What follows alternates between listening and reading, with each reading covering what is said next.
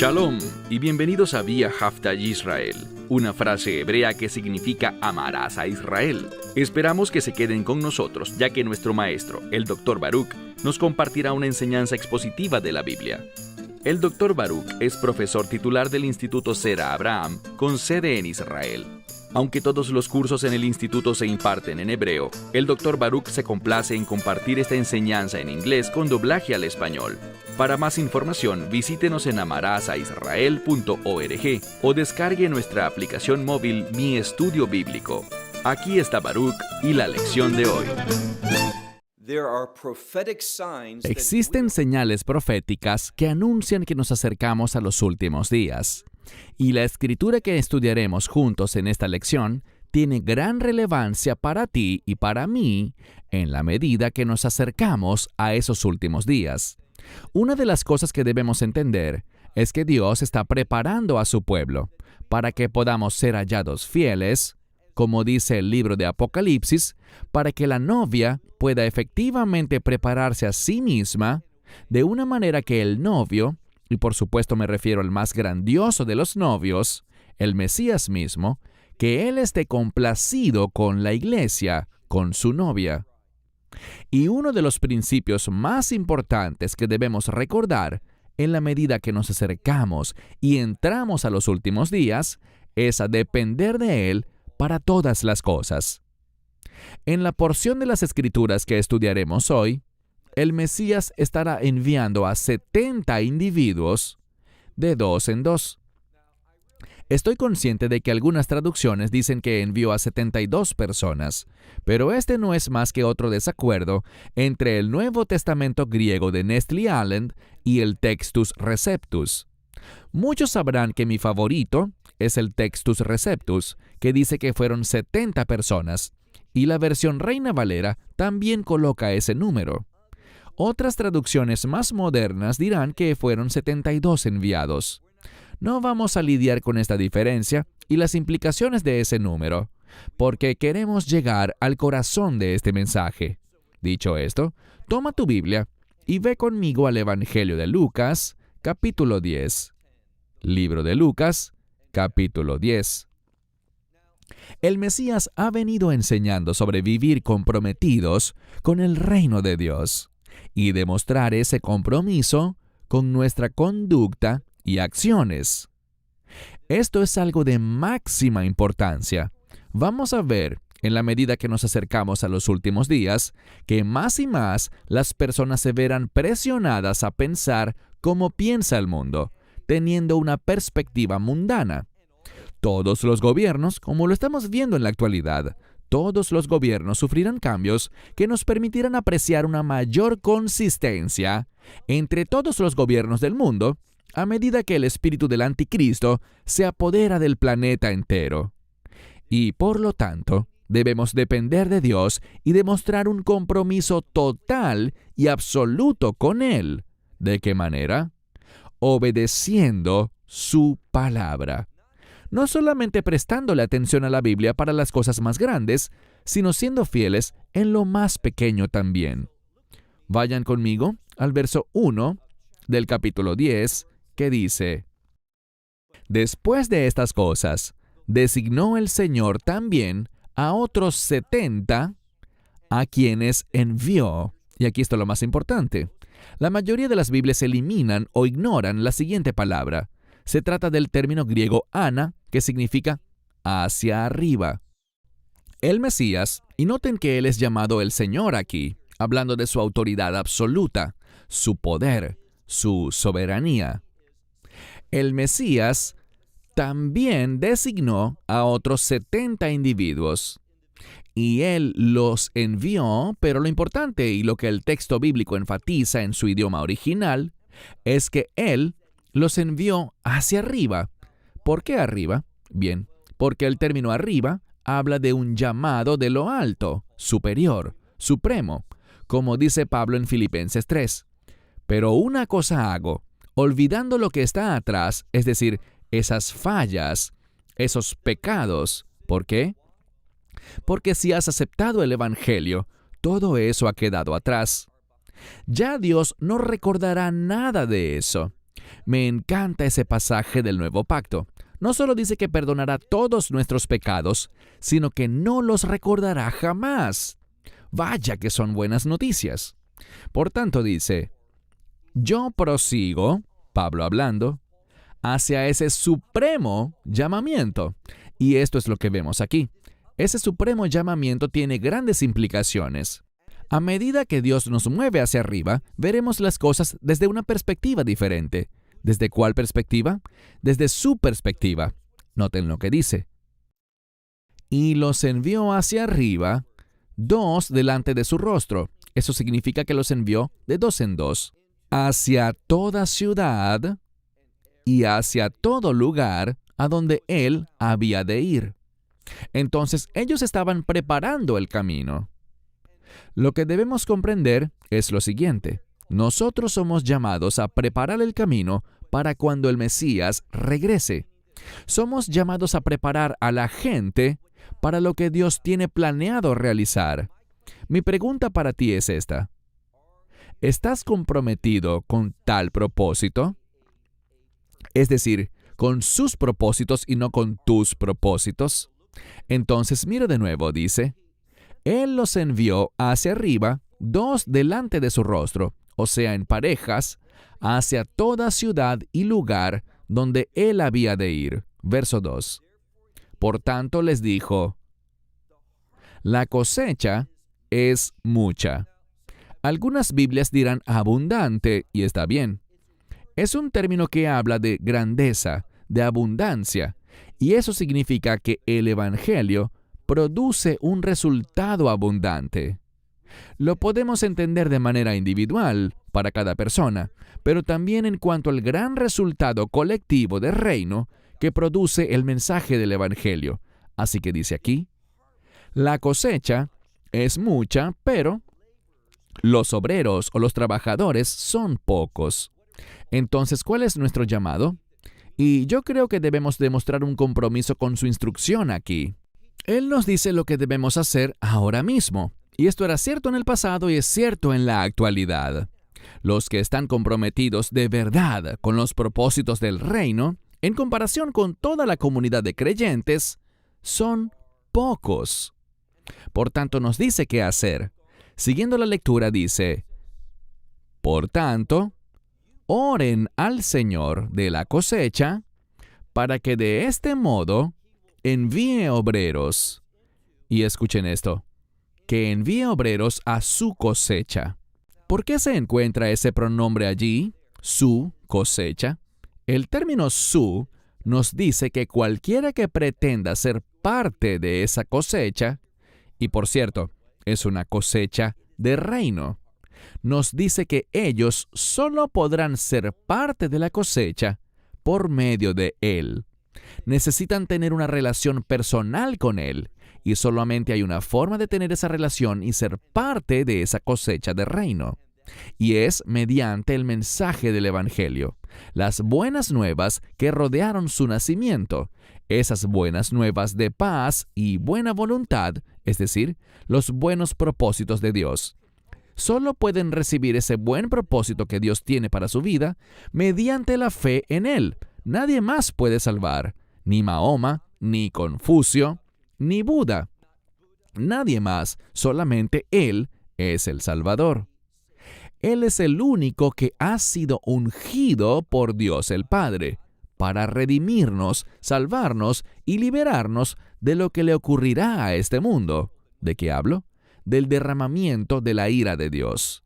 Dios causará la destrucción de este mundo perverso y establecerá, después de su juicio, porque su juicio es necesario, establecerá este maravilloso reino de Dios.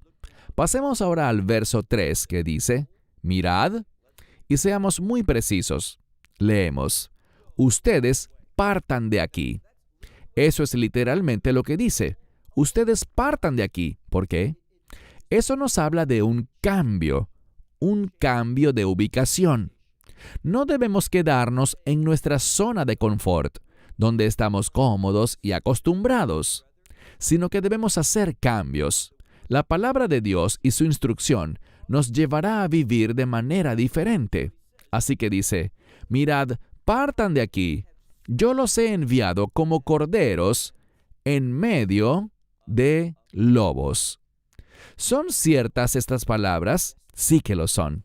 Y vamos a ver en las siguientes semanas que aunque este evento ocurrió en el pasado, hace 2000 años, tiene implicaciones para los tiempos finales. Es decir, en este pasaje aprendemos principios y verdades que son de lo más relevantes para los creyentes de los últimos días. ¿Qué es lo que dice? Esto era real en aquel entonces, pero se volverá aún mucho más real en los últimos días, cuando estaremos viviendo como corderos en medio de lobos. En lo natural, un cordero no es más fuerte que un lobo. Así que Él nos envía como corderos en medio de lobos. Por lo que yo le diría a Él, necesito ayuda, necesito tu asistencia. Y Él nos revelará cómo hallar su apoyo cuando seamos esos corderos que se ven a sí mismos en medio de lobos. ¿Qué dice Él? Los envío como corderos en medio de lobos.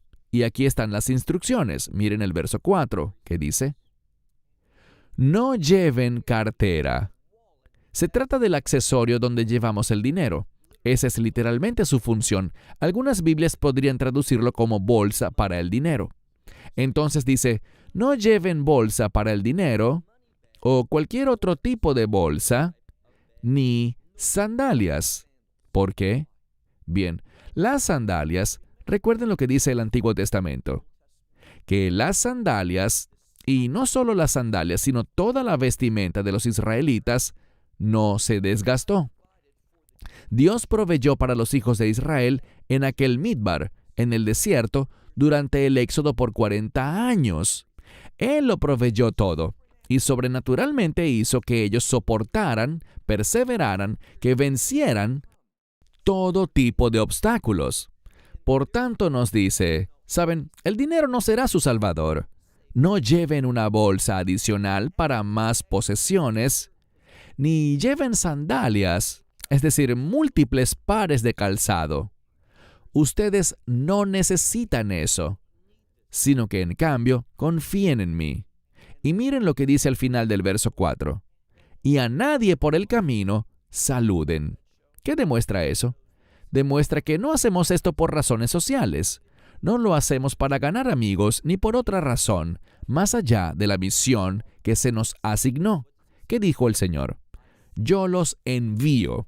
Esa palabra para enviar es la palabra apostelo, de la que extraemos el término apóstol, y nos muestra un compromiso. Nos habla de alguien que fue enviado desde un lugar, ese es el énfasis, el que lo envía, que es nuestro Señor y Salvador, Dios Todopoderoso.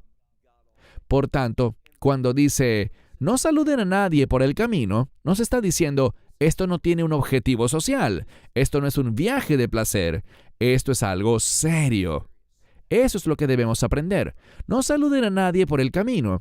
Esto es de la mayor seriedad e importancia posibles. Entonces dice, no saluden a nadie a lo largo del camino, verso 5,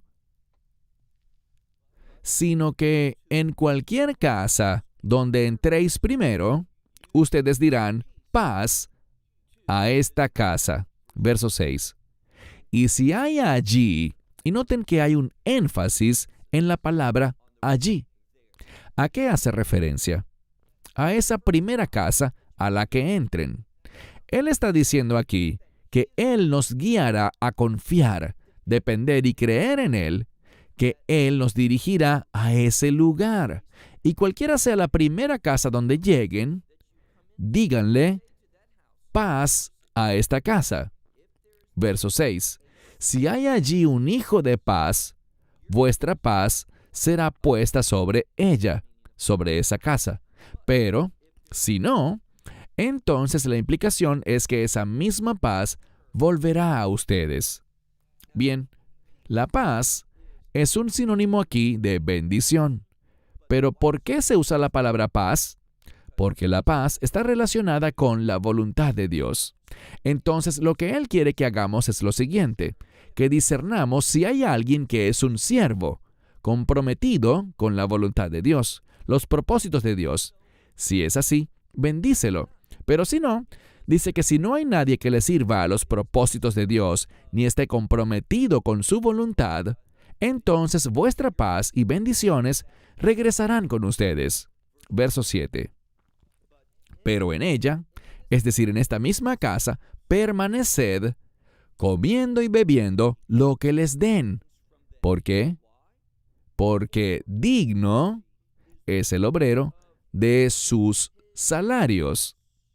Y luego dice en el mismo verso 7, no se pasen de casa en casa.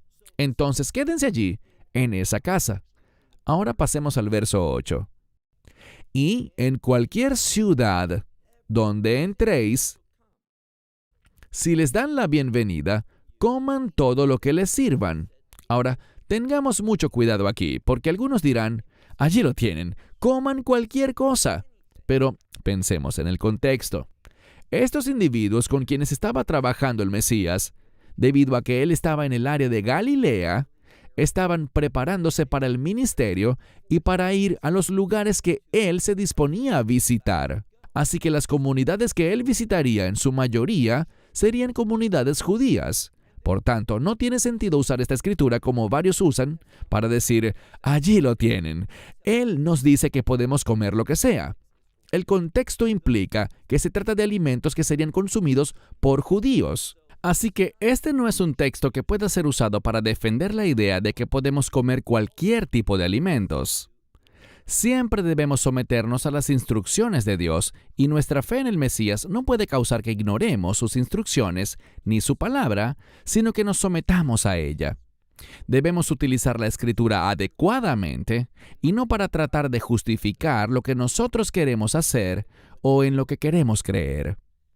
Entonces dice, a donde les den la bienvenida, coman lo que les pongan delante. Verso 9. Ahora, en tal ciudad donde están supliendo tus necesidades y donde te están dando la bienvenida, ustedes son llamados ¿a qué? Que vuestra paz esté sobre ellos. Bendíganlos. Y noten lo que dice, verso 9. Y ustedes sanen a los enfermos en ella, es decir, en esa ciudad. Sanen a los enfermos y díganles, el reino de Dios se ha acercado a ustedes. Bien, esta es una invitación, es una proclamación para que todo el pueblo conozca el carácter de ese reino. ¿Qué acabamos de leer? Sanad a los que están enfermos o débiles en la ciudad. Este término para débil o enfermo tiene que ver con algo que no está en orden, que no es apropiado. Lo que esto nos enseña, y lo he dicho muchas veces, es que los milagros son las ayudas visuales de Dios. Los milagros son hechos con el fin de instruirnos. No es simplemente porque exista una necesidad. Él ciertamente satisface necesidades, pero hay un propósito central, y ese propósito central es que aprendamos algo. Que el reino de Dios viene y que el reino de Dios no debe ser esperado en este mundo. Este es su ministerio, a lo que Él está invitando a la gente. ¿Qué dice Él? Que el reino de Dios se ha acercado a ustedes. Esta restauración a la voluntad de Dios es posible. Este será el carácter de ese reino. El reino de Dios reflejará perfectamente el orden y la voluntad de Dios. Una aplicación práctica para nosotros, muy sencilla, es que ahora, habiendo sido salvos, mi vida debe testificar y demostrarle a otros sobre el orden de Dios y la restauración de Dios en mi vida, que estoy viviendo a la luz de su voluntad y propósitos. Eso es lo que la Escritura nos está ordenando. Mira ahora el verso 10. Mas en la ciudad donde entren y no les den la bienvenida, ¿qué dice? Salgan a las calles de esa ciudad, de ese lugar, y digan, verso 11, el polvo que se adhirió a nosotros de su ciudad, los sacudimos, oigan bien, contra ustedes. ¿Qué demuestra eso? Una separación, un rechazo. Debido a que ellos han rechazado a estos hombres que el Mesías envió, ahora el Mesías los rechazará a ellos. Esta sacudida expresa una separación entre estos apóstoles y la gente de esos lugares que los rechazaron.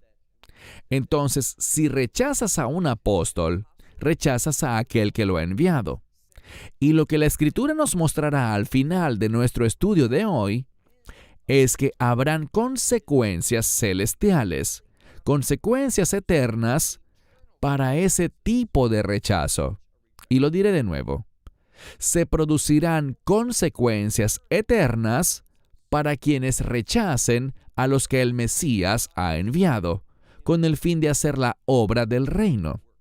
De nuevo, el verso 11 dice, y el polvo que se ha adherido a nosotros de su ciudad, lo sacudimos contra ustedes. Por tanto, sepan esto, que el reino de Dios se ha acercado a ustedes. ¿Qué está diciendo? Dios les ha hecho una invitación.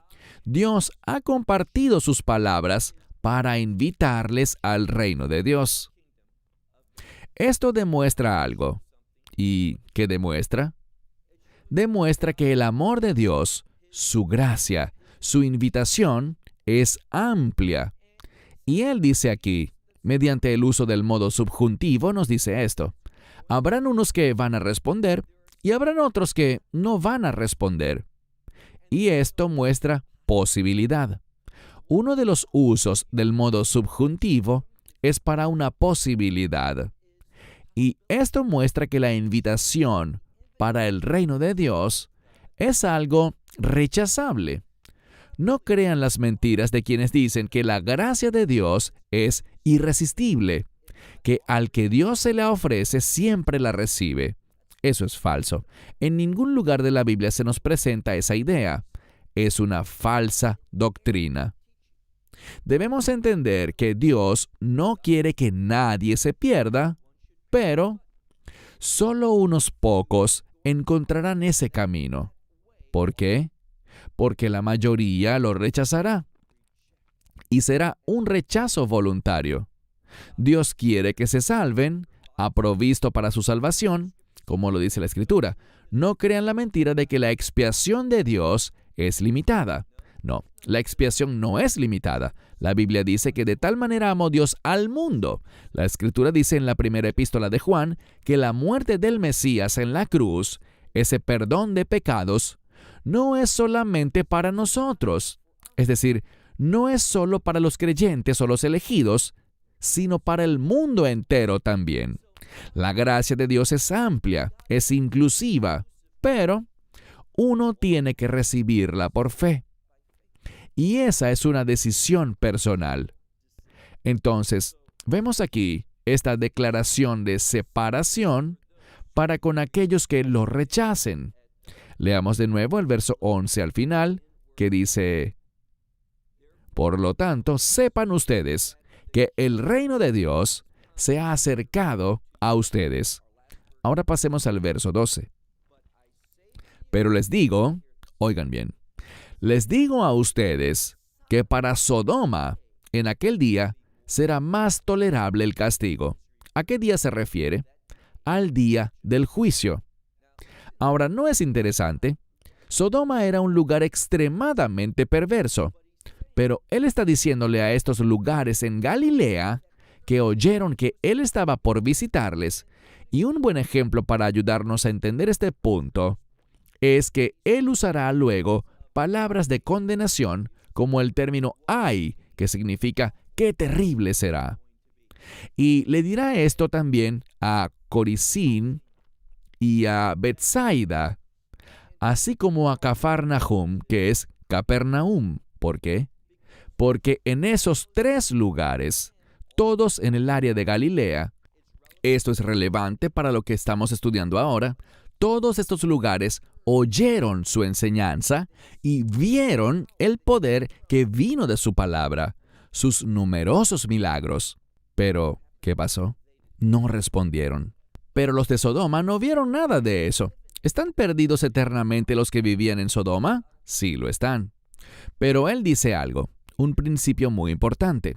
No crean que el castigo, aunque el lugar será el mismo para todo el que rechace el Evangelio, en última instancia, ¿dónde estarán?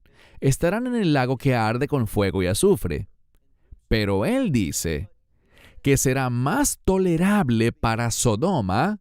Será una experiencia horrible por la eternidad, pero el castigo será más tolerable para ellos que lo será para aquellos que están en Galilea, que fueron testigos directos de su obra. Ellos vieron su poder, presenciaron los numerosos milagros que hizo, pero con todo y eso, no quisieron responder. Permítanme iniciar el cierre de esta lección diciéndoles, no sean tercos.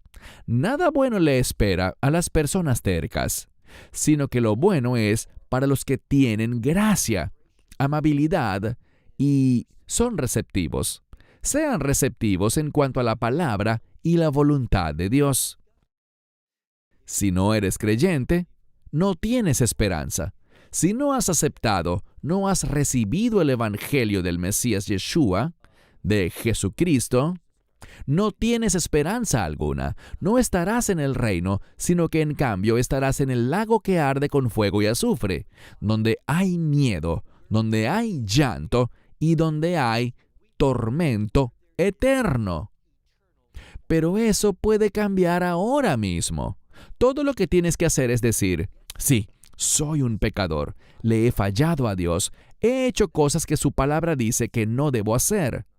Lo confieso y confío en el Mesías Yeshua, Jesucristo, quien fue a la cruz a morir allí con el propósito de redimirme.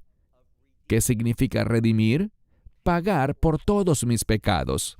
Él recibió el castigo para que yo no tuviese que hacerlo.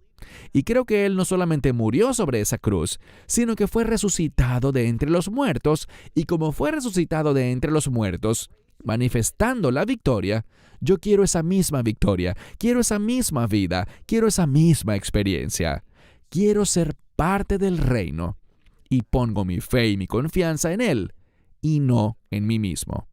Cuando tú haces eso, puedes estar seguro, porque Dios no miente, de que tú estarás en el reino de Dios. Quizás para ti, el día de hoy, el reino de Dios ha venido sobre ti. Cierro con esto hasta la próxima vez. Shalom, desde Israel. Shalom from Israel. Esperamos que te hayas edificado con el mensaje de hoy y lo compartas con otros. Te invitamos a seguir nuestros estudios cada semana por este canal y por el portal de YouTube de Amarás a Israel. También puedes descargar nuestra aplicación móvil gratuita, Mi Estudio Bíblico. Finalmente, para obtener más información sobre nosotros, visita nuestra web amarasaisrael.org, donde encontrarás otras conferencias de Baruch en audio, video y texto. Hasta el próximo programa. Que el Señor te bendiga en Yeshua HaMashiach, Jesús el Mesías, mientras caminas con Él. Shalom desde Israel.